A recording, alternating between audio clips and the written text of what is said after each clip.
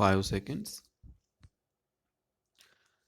Distinguished delegates and friends, I deem it a great privilege to have been asked to address you all today at the conclusion of your conference held to deliberate on the different aspects of working of democracy in India. Let me offer my greetings to the patriots and delegates who have assembled for this important purpose. I see from the agenda that you have devoted considerable time to deliberating over the previous of our constitution. I have had plenty of opportunity studying in depth the various provisions of our constitution. The more I have studied them, the more have I admired the genius and the wisdom of our great countrymen who framed it. It is characterized by great flexibility. It is also definitely not imbalanced on any one side. Our constitution makers could very well have copied the British unitary system of government, but in a vast country like ours, with a massive population, the unitary system would have had the adverse effect of keeping government at too remote a distance from the people. The framers of the constitution went in, therefore, for the concept of the federal structure. I am sure you will all agree that under the constitution, the central government is as much representative of the whole people as the state governments are of the people of the states. The only difference here is that while the state governments and the state legislatures have the picture of the people of their own states, the range of vision of the central government and the parliament covers the people of the entire country. The central government has necessarily to take an overall view. In such a view of the country, the issues take on somewhat different priorities and stand in different perspectives to some extent.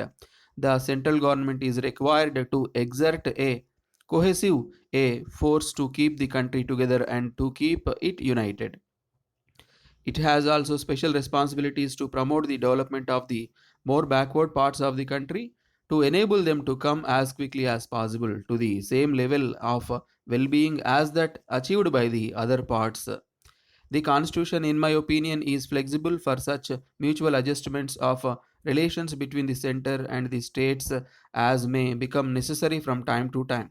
We are all happy about the way the center and the states in our country have been able to maintain their relations on a smooth and even keel all these years. Recently, it has been found to be necessary to make further suitable changes, and the response of the center to the suggestions of the states has not only been happy but also prompt and marked by great understanding. The Finance Commission has reportedly recommended the transfer of larger financial resources from the center to the states, and the report is before the central government. I should think that in these circumstances, we should set our sights to a greater extent on formulating new policies that would take us nearer to the common goal of promoting the welfare of our suffering people who are justifiably getting impatient. It would greatly help the effective functioning of the democratic institutions if the role and the involvement of the people were properly defined.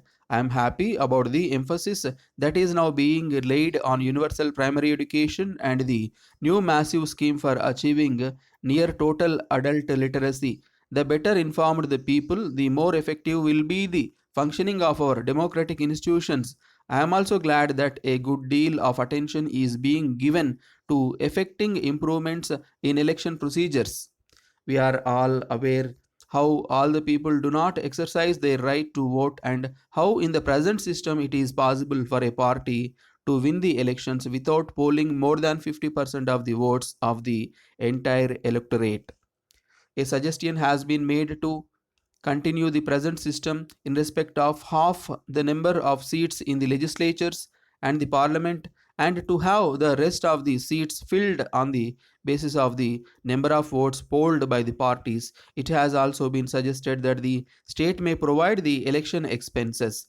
It is well that the election commission appears to have made certain recommendations, and that they are being considered by a cabinet committee. Further, just as the states should have adequate powers in relation to the center, it is necessary that Jilla Parishads and other local institutions have adequate administrative and financial powers, one is not too happy about the functioning of the village panchayats.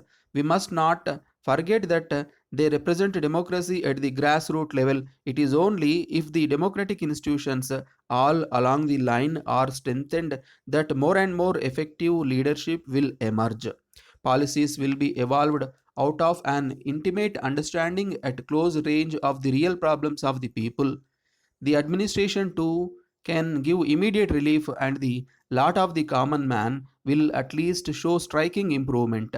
Democracy will also become a way of life, pervading the thinking of the entire population as people at all levels learn to participate actively in self government. I should therefore suggest that in any future seminar that may be arranged, it might be profitable to discuss how best we could strengthen the local self government institutions.